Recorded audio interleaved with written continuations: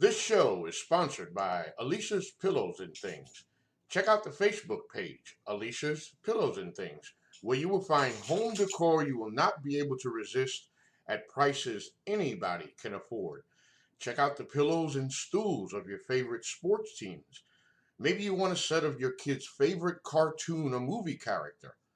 You can also get full body and neck pillows as well.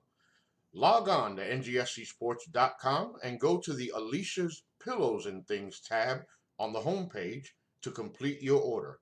It makes a great gift for Christmas at an affordable price. NGSC Sports. We never stop. You're listening to NGSC Sports Radio. Hear us live on ngscsports.com, where you can get awesome analysis for all things sport. Or check out our podcasts on iHeartRadio, Spreaker, iTunes, TuneIn, and much more. For our latest videos, head to NGSC Sports YouTube channel. Follow us on Twitter at NGSC Sports and like us on Facebook. NGSC Sports. We never stop.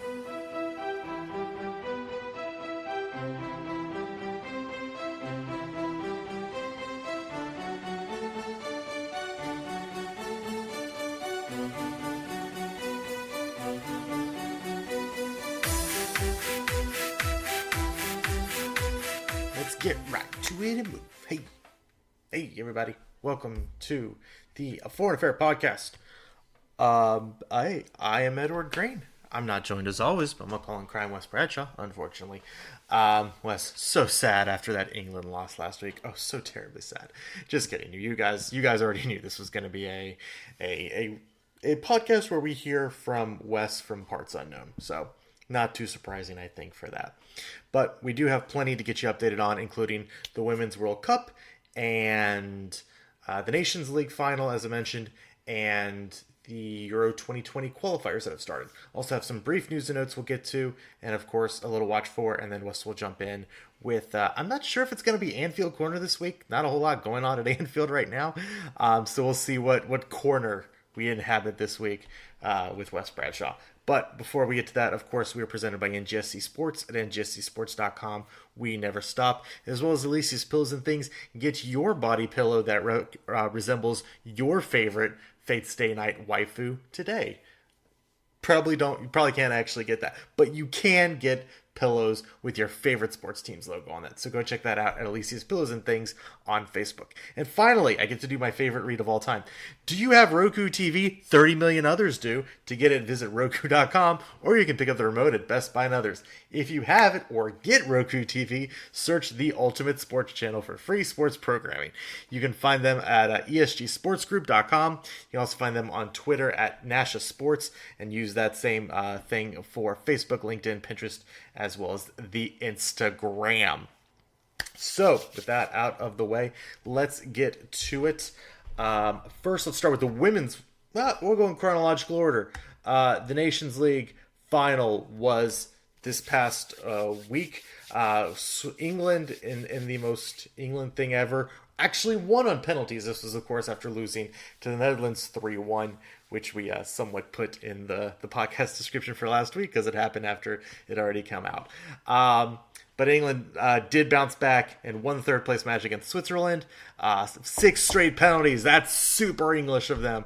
They did it. And they beat Switzerland 0-0 and added extra time thanks to a 6-5 victory in penalties. And then Portugal beat the Netherlands 1-0 with a 60th minute goal from Gonçalo Guedes. So, yay for Portugal. They win the Nations League. They beat the Netherlands. Cool. I don't remember if this actually means anything or not. So, hey, that's great, I guess. They won the thing. They won the thing. Of note, of course, we mentioned the Nations League works in a weird relegation kind of thing, which means teams like Germany and Poland, the next time this comes around, will not be in this League A. And teams that will be joining are teams like Ukraine and Sweden and Denmark. So, what a fun league this was. All right, so that's the Nations League wrapped up, done and dusted. That puts us into Euro 2020 qualifying, which is well underway. Teams are going all out for that. They were taking place over the course of many groups, as we've already seen. Teams are sometimes already 4 matches in, like in Group A, where Montenegro and Bulgaria are 4 matches in. And England has only played 2. And they're still leading thanks to goal differential over the Czech Republic, who have played 3. So right now, England still lead Group A with the Czech Republic in 2nd. Kosovo are in 3rd. Over in Group B, Ukraine have picked up 10 points and are well ahead of Luxembourg, Serbia, and Portugal. But Portugal has only played 2 matches, so they do have some points to be made up. But still, even with the full points, would be trailing the Ukraine by 2. So Portugal do have a little bit of work to do to get to qualifying. Top 2 teams out of each group qualify once again. Northern Ireland right now topping Group C, although they do have an extra match ahead of Germany, who have taken the full 9 points out of 9 so far. Netherlands have fallen kind of far behind, but they've only played their 2 matches. Belarus and Estonia still yet to get on the board. Germany putting 8 on the Stoners just this past week. Group D, Republic of Ireland getting out to a nice 10-point lead over Denmark and Switzerland. Denmark has 5 points, Switzerland has 4, and of course Georgia, fighting Bulldogs. They got 3 points. I'm sorry, Georgia fans. Kind of. So hey, Ireland on top of that group. That's pretty cool right now. Group E, Hungary right now leads with 9 points. Slovakia and Croatia not far behind with 6. Wales right now at a disappointing 3 points, but they do have some ground and still some time to make up with 5 matches left to go in their group. Over in Group F, Spain right now 12 points out of 12. Sweden and Romania tied for 2nd with 7 points, and Norway not too far behind them with 5 points. All teams in this group, because there are 6 in F, G, and H, have all played 4 matches.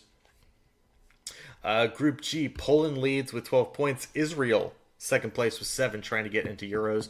And Austria, who I believe went perfect in qualifying last time, only 6 points here so far. 2 wins, 2 losses.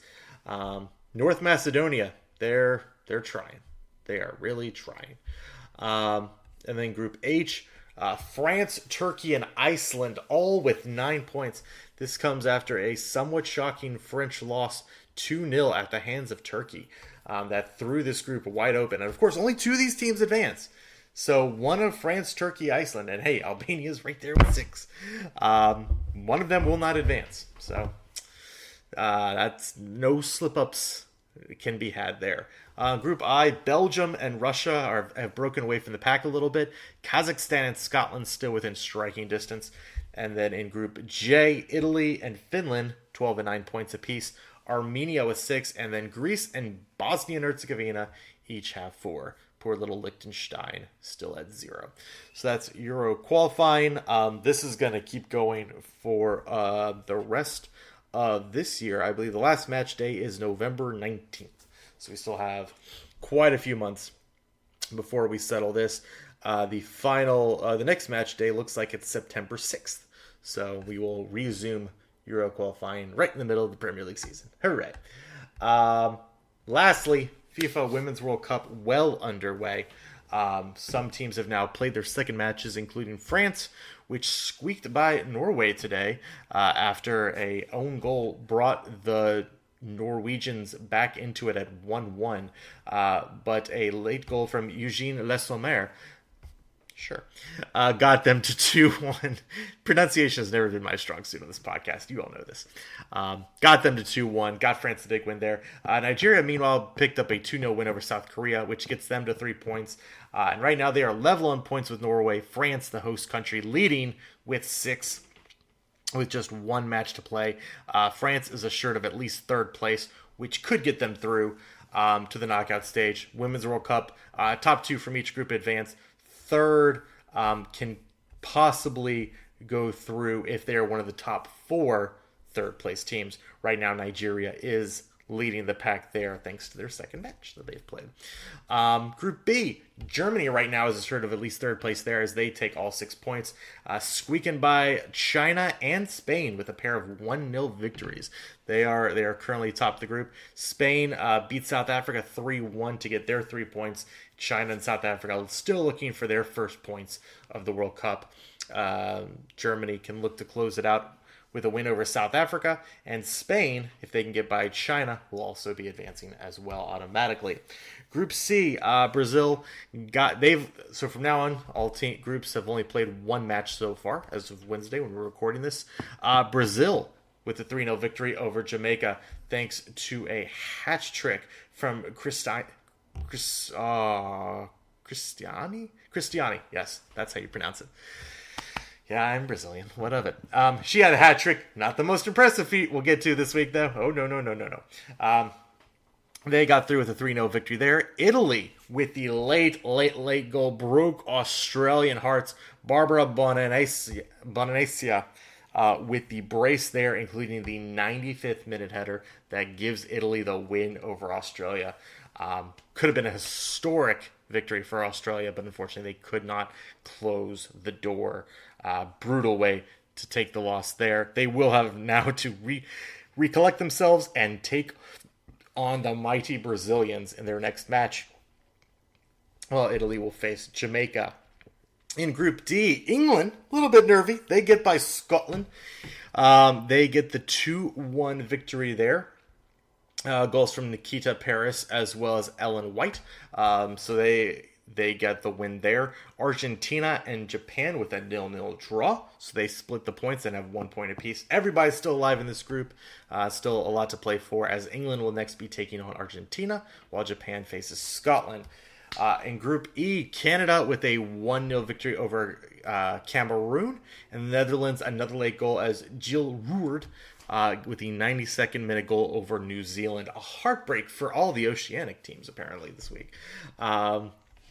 So Netherlands and Canada both sit atop with 3 points. New Zealand and Cameroon still at 0. But Canada and the Netherlands will be taking on each other in the final match of this group stage.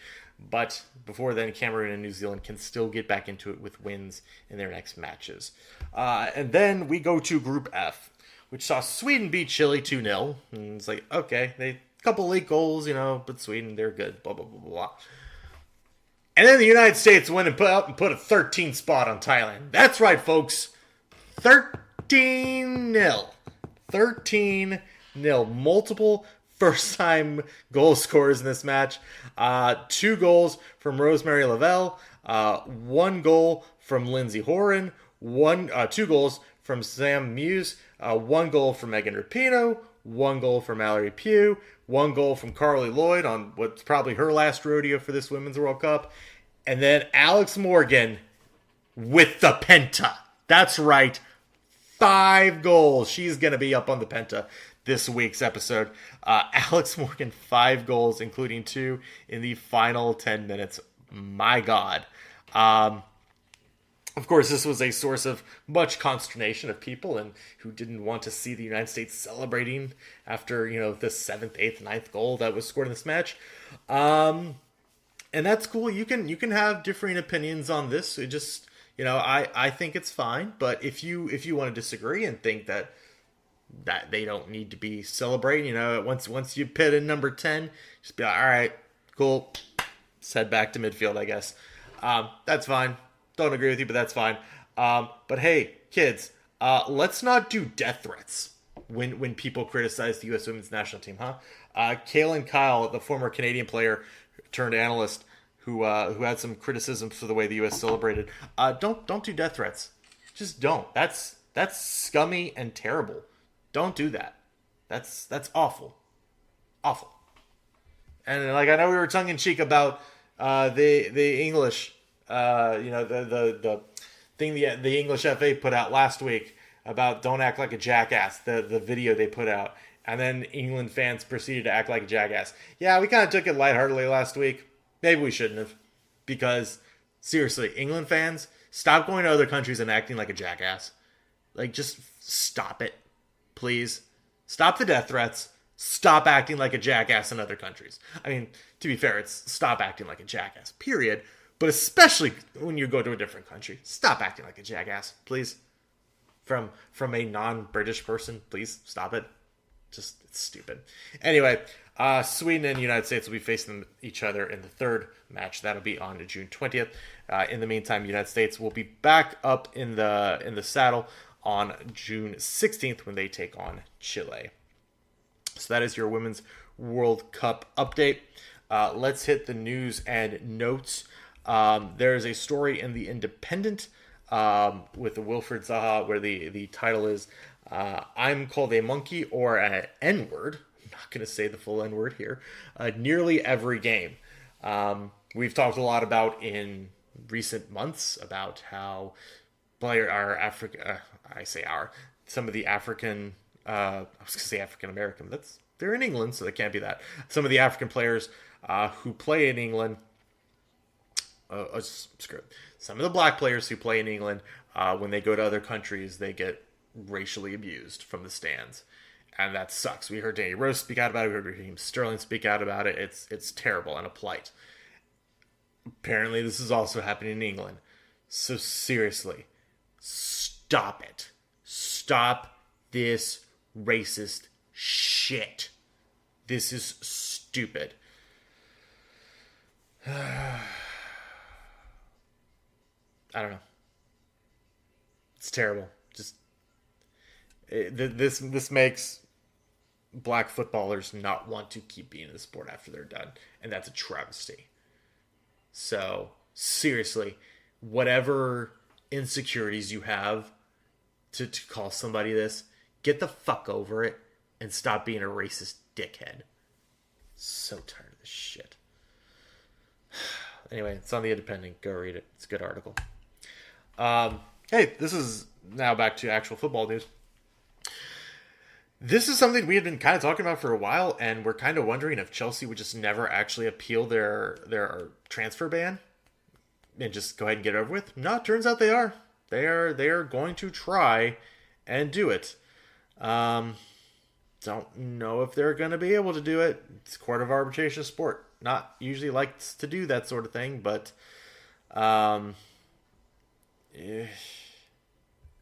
this could turn out really bad. So we'll see how that plays out. But Chelsea have officially done that, as reported by Matt Law on Twitter from the Daily Telegraph. They have not confirmed whether or not there's been an application to freeze the ban. So they could still appeal it, and then it's like, oh, well, we lost the appeal, but we still only have to do this summer transfer and then the winter transfer. Whereas if they apply for the freeze and then they lose the appeal, then they'll just have to keep serving it even longer. So probably smart. We'll see. I don't expect this to get appealed. Well, we'll see. Transfer news. Manchester United have signed Daniel James from Swansea City. Not the James the United fans probably were thinking about. But hey, he's a winger. They need pace. We'll see what the old gunner can make of him in the weeks to come here as the season starts getting into full swing again, because the soccer season never actually ends. Last two bits of news, back to Chelsea, why that transfer ban is so important. Eden Hazard is officially joining Real Madrid. It is happening for like $100 million. It's crazy. So, hey, Hazard is gone. It also looks like Maurizio Sarri is just about a done deal, and he is going to sign a 3-year deal with Juventus. So, your guess is as good as mine as what's going to happen with Chelsea. We've heard Frank Lampard. We've heard a few other names that probably aren't going to work. Chelsea's in a weird spot. A really weird spot. They're going to be a Champions League team. They're coming off a Europa League victory. We'll see how good they are next year, I guess. It's going to be weird. But, hey, so that's your news and notes for the week. The watch for, what are we watching the week that was, the week that will be? How about E3? E3 happened. E3 was a thing. We got a new Breath of the Wild game coming. Who knew? Who knew we were going to get a direct sequel to Zelda Breath of the Wild? I sure did. I hoped. I thought that would be cool. Didn't think we would, but we're going to get it. Don't know what it's called. probably won't be out till 2021, but the 1-minute trailer that they showed of absolutely nothing got me really hyped. So I'm very excited. I love Zelda. I love Breath of the Wild. Very excited. E3 otherwise was meh. It was fine. So that's what we're watching. And with that, I think we're now going to turn it over to one Wes Bradshaw, where he takes us into whatever corner he's into right now, as we hit this edition, where Wes Bradshaw takes over the podcast from Parts Unknown. So Wes, please take it away. What's up, everybody? It's Wes Bradshaw. Welcome to this week's edition of Anfield Corner. Even though Anfield is pretty much shut down for the summer, we are officially on summer break. I know we weren't last week, but we were still talking Champions League, wrapping things up last week. Well, the Champions League is done and dusted. The boots have been put away for the summer. Well, at least in the sense of club football. So now we sit back and we just see what the summer has to bring us, and we've already started off with International Cup football, so we'll talk a little bit about that, and we'll maybe throw a few transfer rumors and rumblings in there, because you folks know how much I love the silly season. It's one of my favorites. Let's start with obviously the most important tournament that's ever existed, that being the Nations Cup. Well, it was the most important tournament that ever existed until England lost to the Netherlands, and then it just became, another tournament. Start off the Portuguese, led by Cristiano Ronaldo. They win the inaugural Nations Cup. They defeat the Dutch in the final. I believe it was 1-0 final. Maybe it ended up being 2-0. I'm not looking it up right now, and I just supported my name. It's been a few days. But anyway, Portugal wins it. By doing that, Portugal win their second major competition trophy out of the last three. The one they didn't win, of course, being the World Cup. Of course, they're the 2016 European. Was it 2016? Yeah, I guess 2016 European champions. I can't. So okay, yeah, 2016 European champions. Don't blame me, folks. Like I said, it's been a long night. It's been a long week. So for a team that had never won an international tournament before, they've now won the last two that have taken place in Europe. A nice new generation of Portuguese players coming through, and of course Cristiano Ronaldo still is the spearhead of that team. And something happens for Ronaldo, when he pulls on that Portugal jersey, he's a good one. He does not, as they say with the English and Messi, he does not shrink under the weight of his international jersey. And another win, a well-deserved victory for him. Portugal played well, over those two matches in the finals. They played well. They got the job done.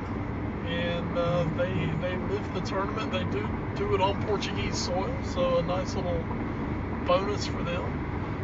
Take nothing away from the Dutch, who had a really nice tournament. The Netherlands had some good chances in this match. Memphis sailed one. Had a few other good looks, just weren't able to convert.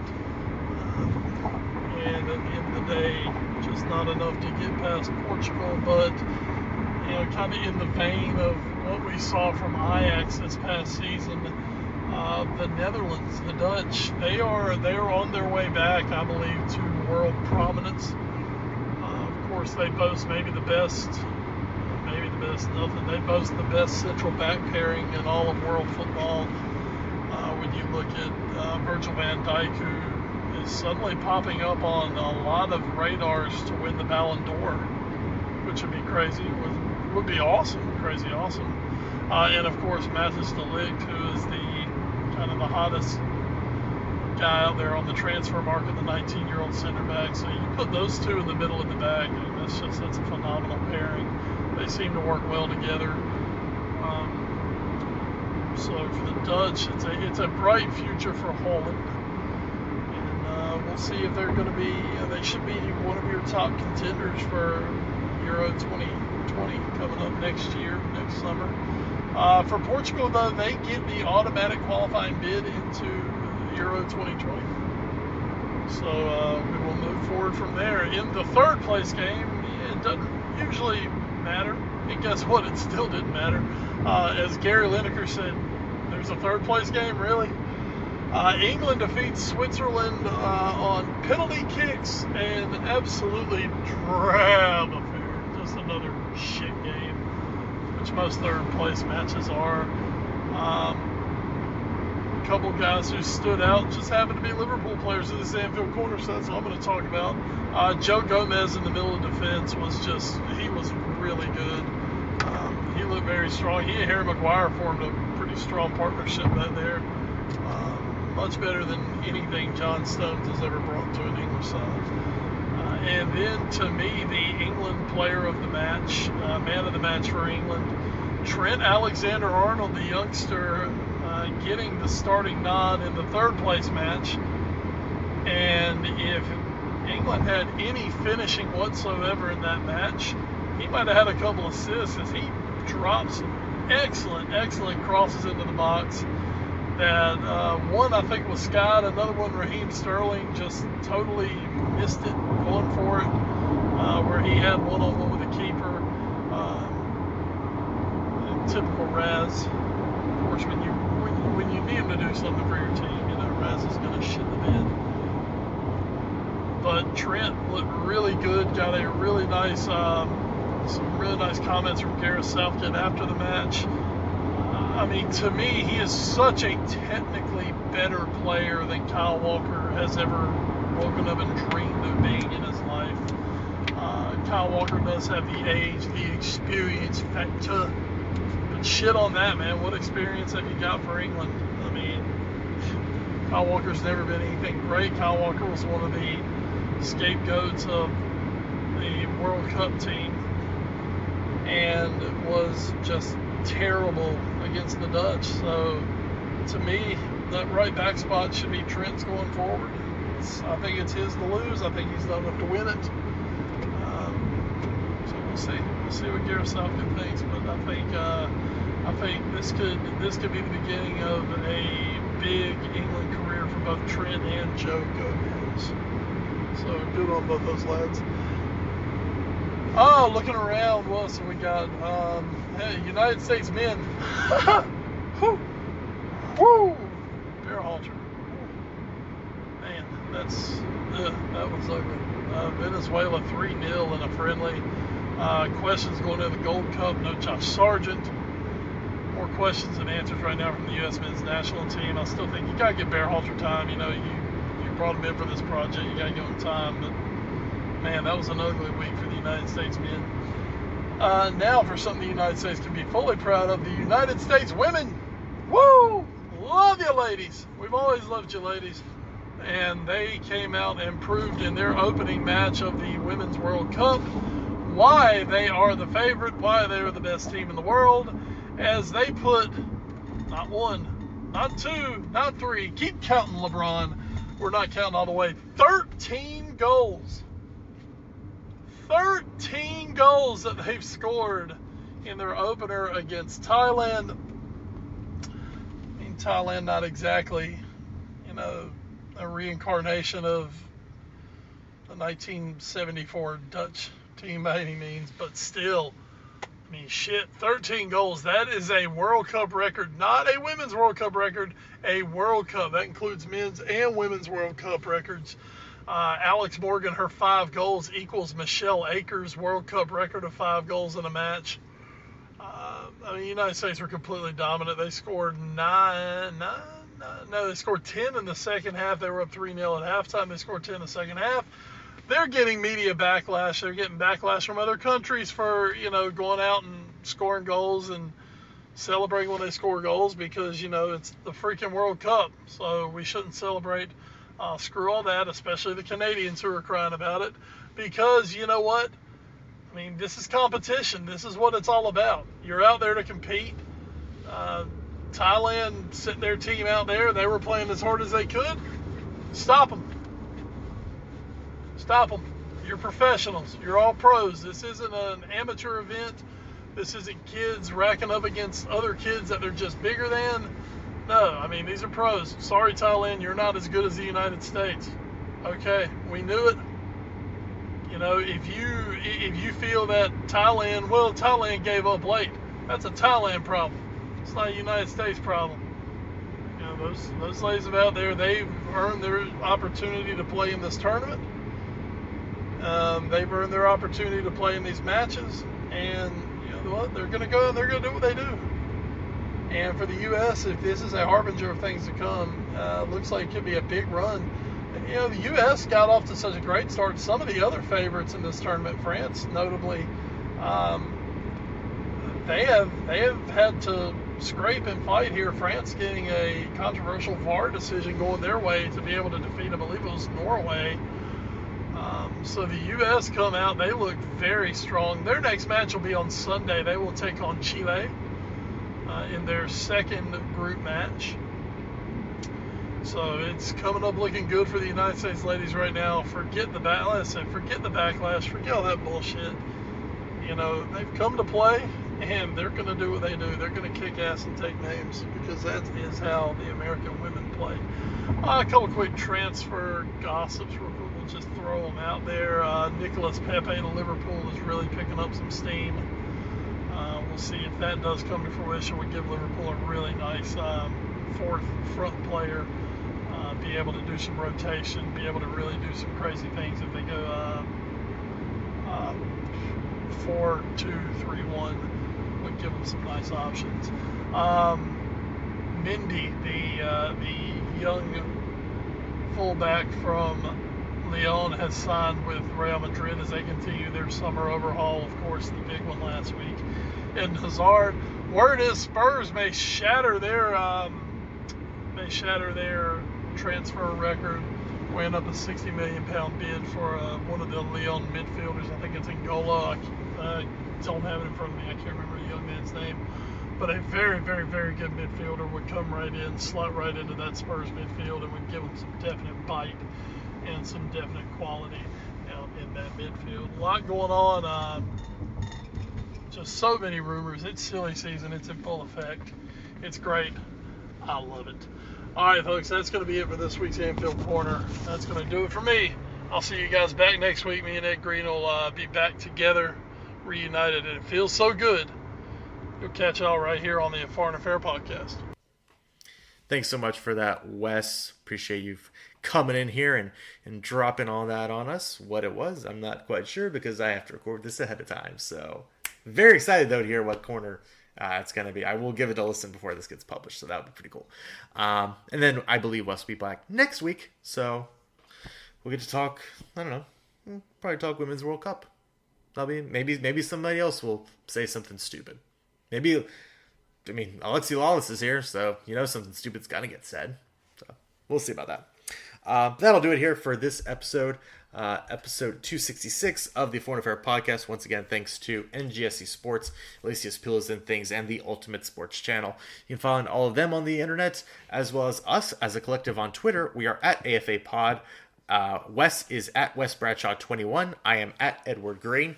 You can find us on Facebook, Instagram, and YouTube via our parent show, The All New Sports Show. You can email us at allnewsportshow@gmail.com. Thanks to our podcast providers, including Podbean.com, Stitcher, Spreaker, iHeartRadio, the TuneIn Radio app, Google Play Music, and the iTunes Music Store. So like I said, we'll be back for next week's episode where we do more Women's World Cup talk and any more news and notes that happens. Maybe some more transfers will go down in the meantime in the next week or so. But until then, Wes will probably, I figured out, Wes will probably do college baseball corner. It was not a good weekend for him. Not good at all.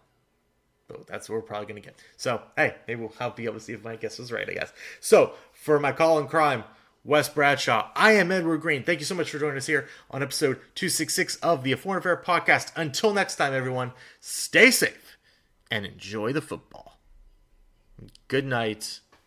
Who are we saying good night to? Who are we saying good night to? Good night, Thailand. Seriously, just stay.